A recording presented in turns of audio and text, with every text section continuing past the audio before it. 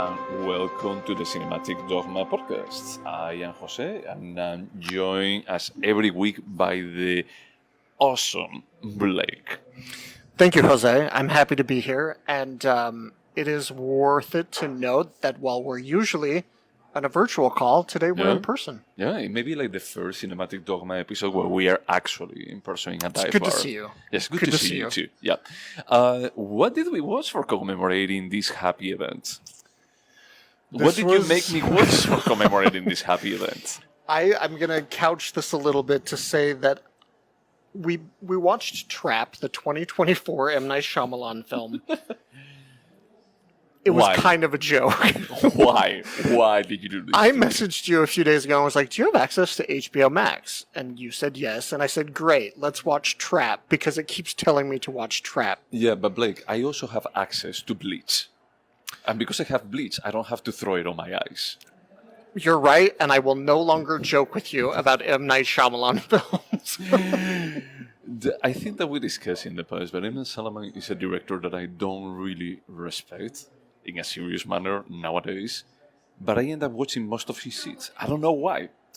It's interesting because my husband, after I watched this film, he asked, did you like it? I gave my opinion, which I won't share yet. And he said, why do they keep giving this guy money to make movies? Yep. And I said, I think it's two things. One, we all have fond memories of Sixth Sense, and to a lesser extent, Signs.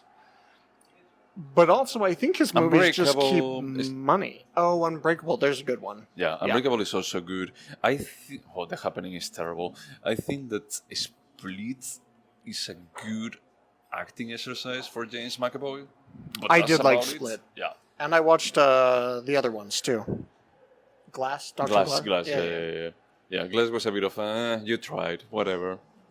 But yeah, I didn't even know that it was a Shyamalan movie. I have watched the trailer, and I remember watching the trailer, and my brain basically evicted everything about the movie except this is going to suck. This is what my takeaway from the trailer was, until you told me Trap, and yesterday, when I was about to just download everything for this flight, I sent you the thumbnail about are we talking about you want me to watch a Shyamalan movie? And I think part of my reason for picking this is because you hate me. That's part one.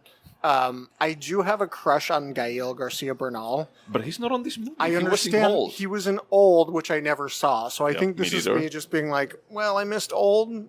Let's watch Trap. With Josh Harnett. Yeah, your logic is pretty sound. So, as this was your pick, I guess that I will have to summarize it. Yeah, and I'm looking forward to hearing your synopsis. So, I don't have the Wikipedia here. This is no longer on the cinema right now. So, I may just stick to the first act, that we can see the whole extent of the first act in the trailers. That's fine. I mean, let's not give away the entire film. To be honest, there's not much to give away. No, there's not much. So the movie opens with, what is the name of the actor? Josh Harnett. Josh Harnett. That he goes to watch a concert, like a pop diva concert with his daughter. And when they're in the stadium, he realizes that there is a lot of police, FBI agents and everything, that they are there just to hunt down a serial killer called The Butcher. And he happens to be the serial killer. So the whole first act is about him trying to be more creative than the Fed agents, just outwit them for trying to escape the residence. Yes. There's so much more to this film, but we could probably... I think that we can stop there. That's the first act. There are 3 acts. Yeah. And on the first act, I would say that the main character is him. On the second character is someone else. The second act is someone else. Pop star? Yeah, the pop star. Okay. That is M. Night Shyamalan's daughter. His real daughter, which I will say that I read that the music in the film is her original music. Oh. Which, to be fair, wasn't that bad. No, it wasn't that bad for what it was trying to be. That it was more of pop diva, forgettable music. We're going to lose half of our listenership here, but even compared to listening to Taylor Swift, which in my mind sounds like a cat crying, it's just miserable. This I was like, okay, it's not great, but there's like some mass appeal. Yeah, here. I was even wondering if this was a real character. But then when I was done watching the movie, I completely forgot about checking out anything about the movie. Why? Are you saying you didn't like it? I'm not saying anything. And then the first act, the third act, the main character I would say that is Allison Pill. I won't say sadly on what is the role. Yeah. Yeah, I'm trying to figure out how much to give away. Yeah, I think that's enough. Yeah, You know. that's Yeah, enough. We've yeah. said enough about this film. know. So, should we go over the questions? Well, let me do a pre-question to the questions. Did you like it, Blake? Let me say that while I didn't have very high hopes for this film, I guess I did because of liking The Sixth Sense and Signs and Unbreakable. I expected this to, at the very least, be a guilty pleasure film. It was so much less than that. As I told you a moment ago before we started recording, I think that this is one of the worst scripts that I've seen in a very long time. It's bad. It's cringe. It's super cringe. Also, whether you like them or not, at least M. Night Shyamalan does have some unexpected twists occasionally. Yeah. The quote-unquote twists in this film were so boring and so uninteresting. They were barely twists. No, they were not twists. It was more like M. Night Shyamalan trying to be David Fincher, maybe, with the type of story that he would do, but he was doing it with that style that he does. And I think that is that you are not making this appealing or interesting. But also, I think he asked so little of... Well, he wrote the script. He asked little of scripts. But also of the characters. So, Josh Hartnett, we watch him evolve from this loving dad who's taking his daughter to a concert. Yeah. Well, we like figure out see. very quickly that he is the serial killer. Yep. But he's so hokey. Do you know this word hokey? Cocky, yeah, Like about it. embarrassingly earnest, but like over the top. So we don't think he's the serial killer, but we know from the trailer he is. Yeah, the trailer was like, it's surprising because the trailer at the same time, it gave away a lot, but not enough, because the movie had the feeling that it should have ended at the end of the first act. I it will kept going. say that I think the trailer doesn't give anything away. Sorry, how to say this. The trailer gives away the entire film. There are no unexpected surprises in the film that are not in the trailer. Probably. Yeah, no, you're right. In fact, at the very end, I felt like I must have missed the masterful surprise ending. So I Googled, explain what I missed. And so there's a final scene. Oh, there is like a credit scene? No. Uh-huh. The final scene of the film basically is, spoiler alert, well, we see the end of the cat and mouse chase. Yeah. And then it explains that as the final twist, which is not a twist. I mean, No. there's just so much uninteresting about this. No, it's a bit more about like, hey, I could give you more, but I won't. And for me, it's not about like, oh no, I want more. No, it's more a thank you, because I don't want more. I want to be done with this. It's so bad. Like, I'm going to give a tiny spoiler. So the butcher, Josh Hartnett, finds out that the entire concert is just a trap, which makes a lot of sense because the FBI is like, how can we catch a serial killer? Let's put it in a room with 10,000 screaming teenage girls. It's not how it works. But at some point, he hears from somebody that the only way to escape without being checked by the police is backstage. So at some point, he sees a way to get backstage, and we're like, oh, this is where things are going to start to get interesting. He kind of explores that for 4 or 5 minutes, and then that window closes, and we're on to the next one. And it's like... Yeah, it's a bit more about he wrote the acts or like the elements that he had to put on the screen, and then he filled out the gaps in some kind of way that it was completely uninteresting. And also I have to say that I learned after the film that the pop star is M. Night's daughter.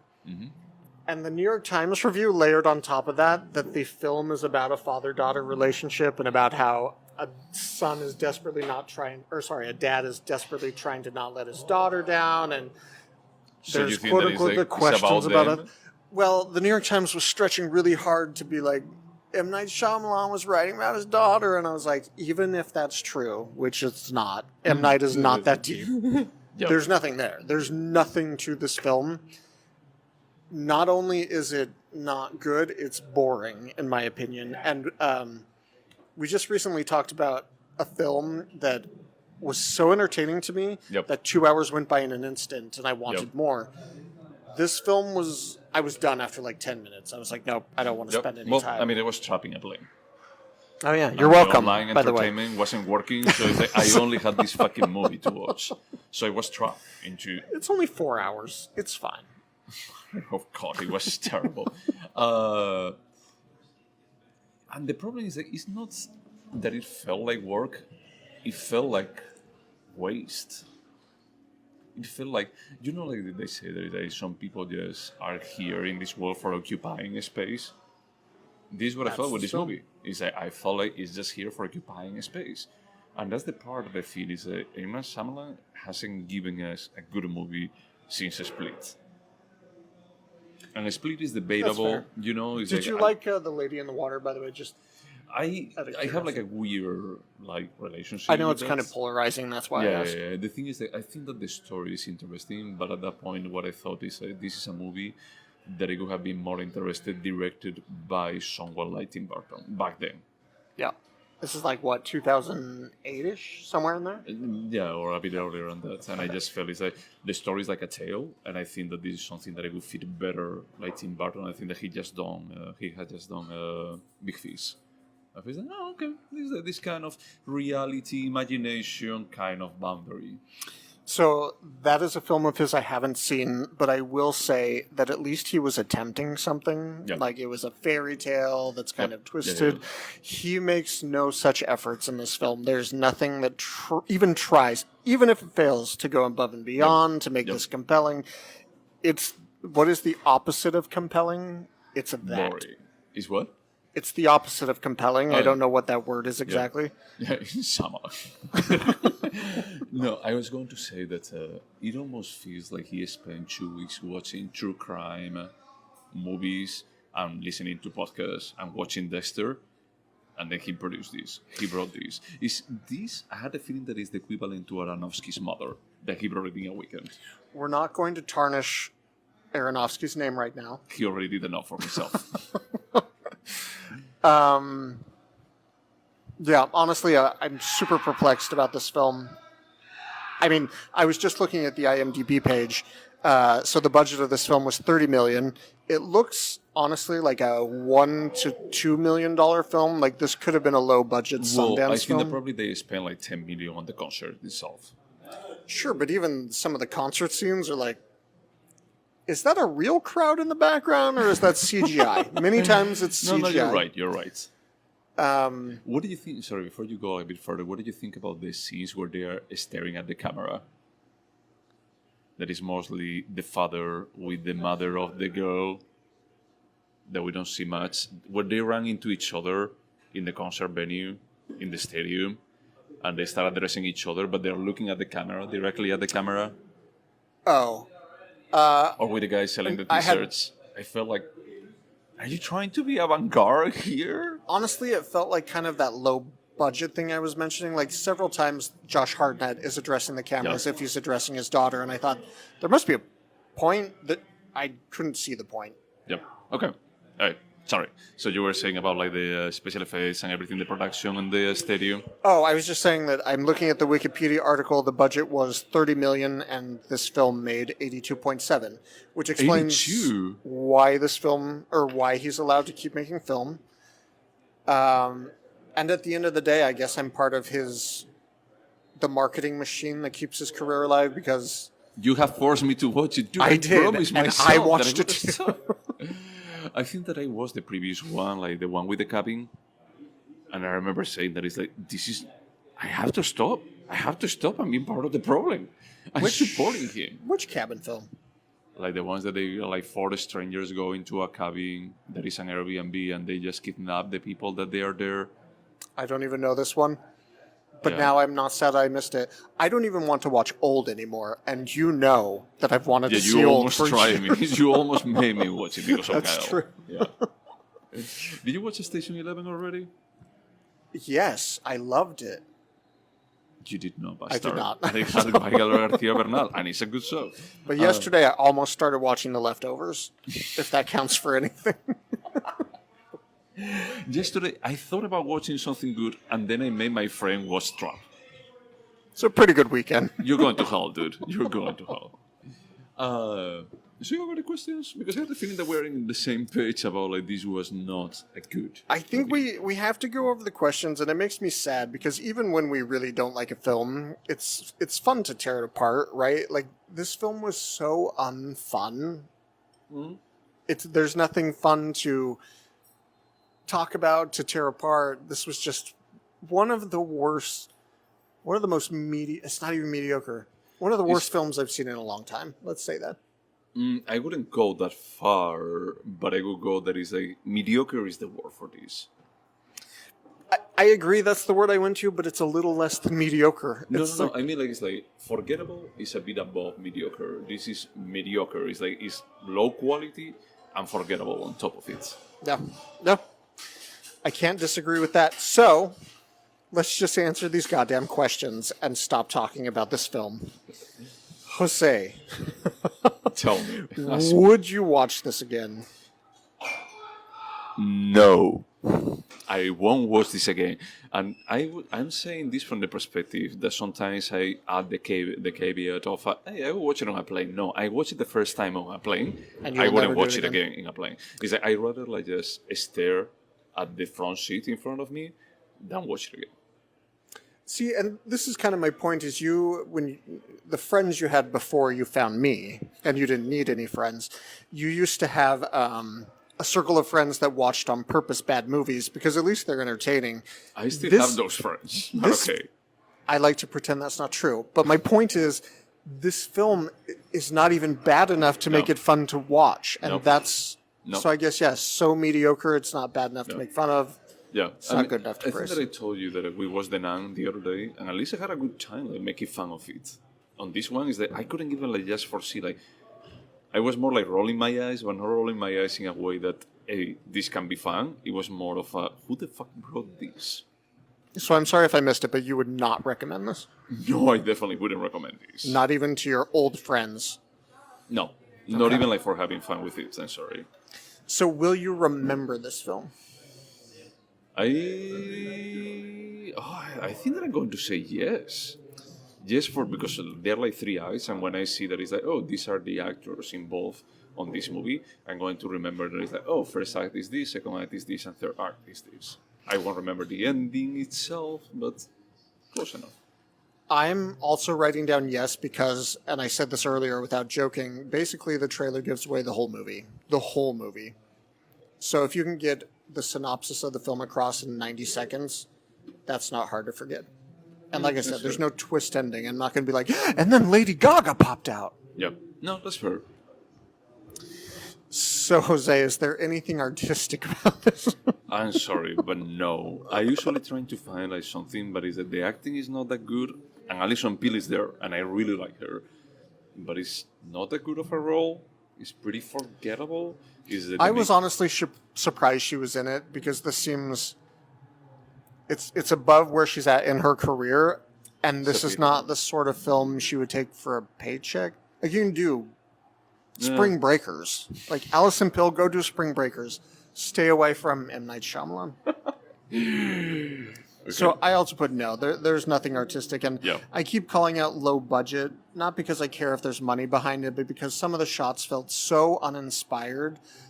The only thing I could think of is they didn't have any money to do anything else, but I think the real reason is M. Night. He's not talented. Yeah. He's not talented because we watched another movie that it was like the budget was $20 million not too long ago, and every single shot was an inspired shot. And it still sucked. No, that movie was amazing.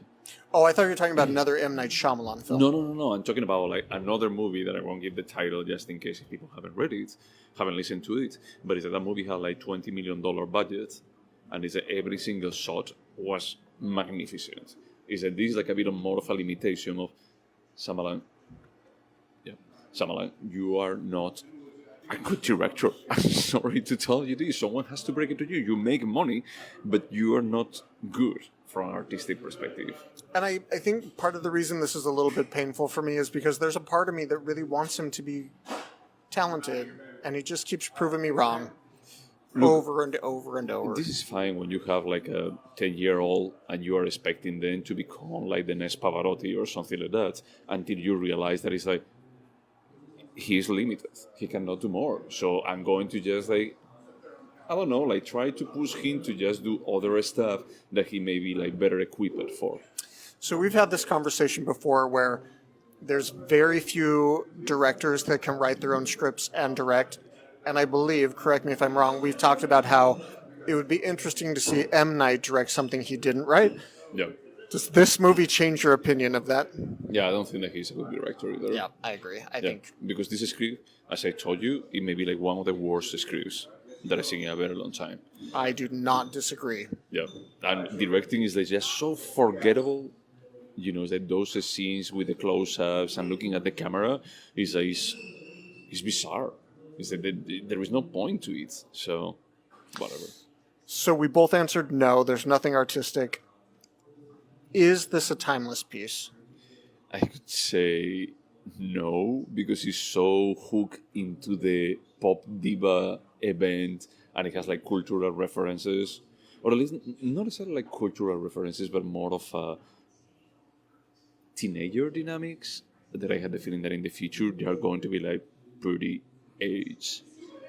You know, it doesn't try to do anything about like emotions or principles or ethics. It's just like a thriller, and I'm pretty bad at that. Again, referencing the New York Times review, they said, this film will be very familiar to all of you parents who had to take your kids to a Taylor Swift concert. And I was like, is that the the only cultural reference? Is like, we all had to take our kids to Taylor Swift. Here's a movie. With a serial killer. Here you go. And I love serial killers. I know. And this was not compelling enough. I was just wondering about that. It's like, you like serial killers, so are you going to relate to this? Are you going to have like a bit more of a open mind to it? But clearly not. But they didn't even get serial killers right. Oh, there's this entire... It doesn't matter. The ABA agents. Yes, but also... It's so painful. So when he goes to the concert... I shouldn't spoil this, but he's basically not killing for the right reasons, like a true serial killer. God, yeah. It's so bad when everything like falls into place, and there is a point. Oh, and then the TikTok movie. Live thing. Yeah. Oh, it was, I don't know if it was like Instagram Live or not, but yeah, it gets to a point that it's like he has to realize that, maybe I should give like background to the characters, but he does it in a way that it feels like a film student, like trying to come up with something. Yeah, this is like a really untalented film school student project.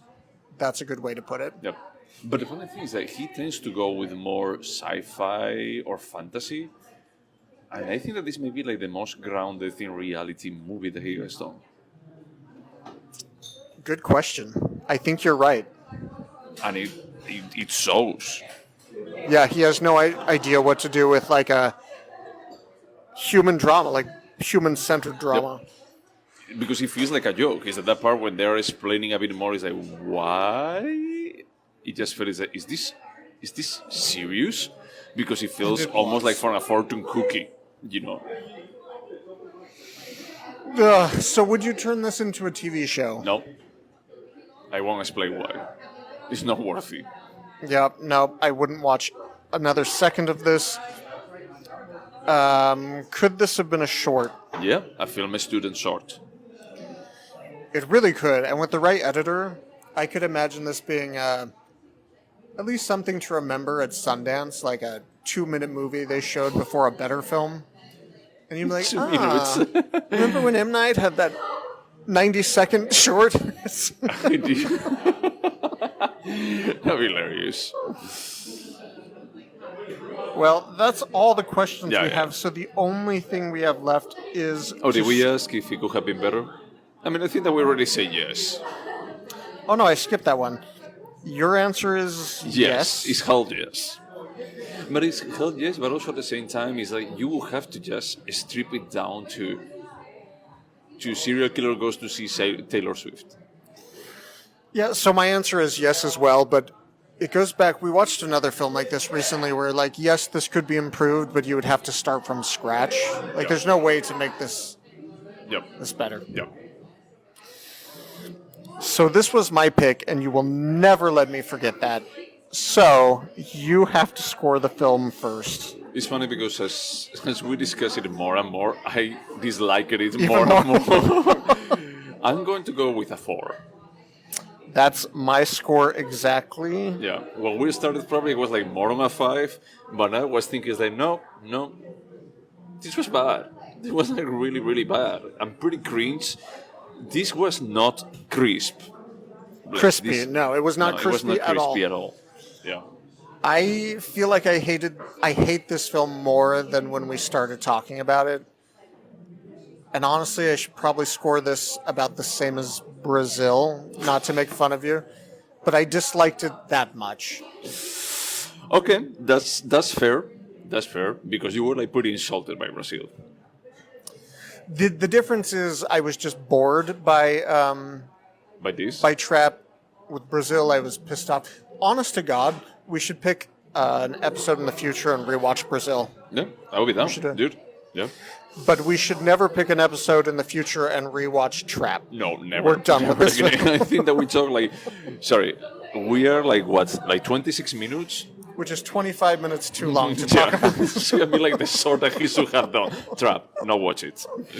Man, so anything else to say about Trap? Just, I swear to you, suggesting we watch this film started out as a joke, and if we hadn't run into scheduling, I would have changed the film. That's it. But when you do those jokes, you should actually say that it's a joke 5 minutes afterwards, not You're right. 5 days You're afterwards. completely right. Okay. I apologize.